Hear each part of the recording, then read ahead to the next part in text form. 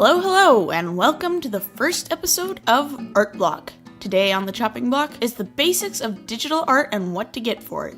As a quick disclaimer, this is not a drawing tutorial video, since I'll be covering the drawing fundamentals in a future episode. So I'll be breaking this down into 3 parts, which will be determined by a certain budget. The lower scale stuff is recommended for people who may or may not be that experienced with digital art or are just trying it out, while the upper levels are stuff for people who may have more experience with the medium. Let's start off with basic hardware requirements. These are objects that you will need for any level on this list, so make sure that you have them. You will need a computer, a power source, and a whole lot of free time. And patience. That's always necessary. So let's start off with level 0. You want to start digital art, but you're unsure what you need. Your abilities in digital art softwares is rather limited, if any at all. This is the level where you want to start off just getting acquainted to your software, whether it be MS Paint, GIMP, or FireAlpaca. Starting off drawing your pictures on paper, then doing what I like to call bitmap conversion in order to get a decent final product is something that will always take some practice, but is always a good start if you have a mouse. Moving on to level 1, you've practiced in MS Paint or GIMP or whatever software of your choice, and you want to go a step further. The next step is to get a USB drawing tablet. These can run you anywhere from $50 to a couple $100, but if I'm going to recommend anything, I would say a Wacom brand tablet would be the best, since I've found those to be pretty reliable.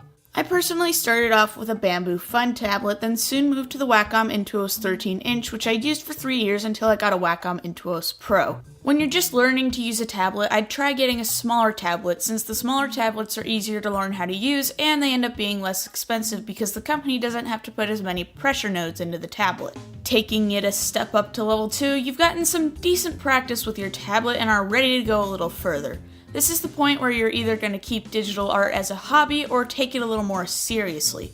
At level 2, you're going to want to invest in some more professional software, such as Photoshop, Paint Tool SAI, or if you're looking to do animations, then try Toon Boom or Flash. I personally have a Creative Cloud license, which allows me access to all of the Adobe softwares, which is useful because I happen to use approximately 7 to 8 of those softwares for my work.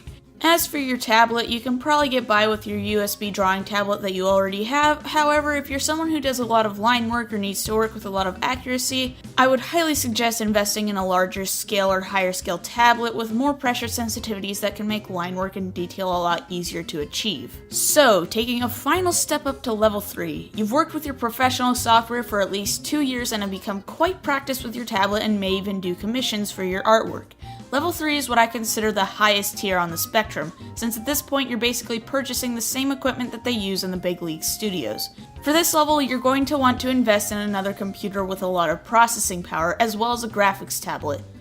The difference between a drawing tablet and a graphics tablet is that a graphics tablet allows you to draw directly on a screen, while a drawing tablet simply hooks up to the computer and interacts with pen sensitivities.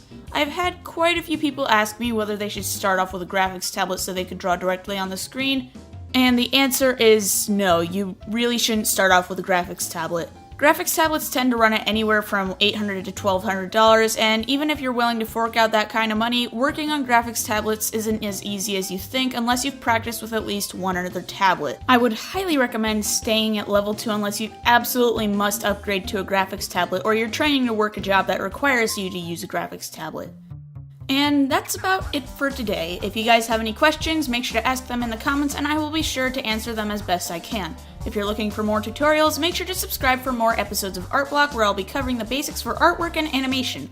Also, please like and share the video if you want to see more of this kind of content. I'm Spirit, and I'll see you next time.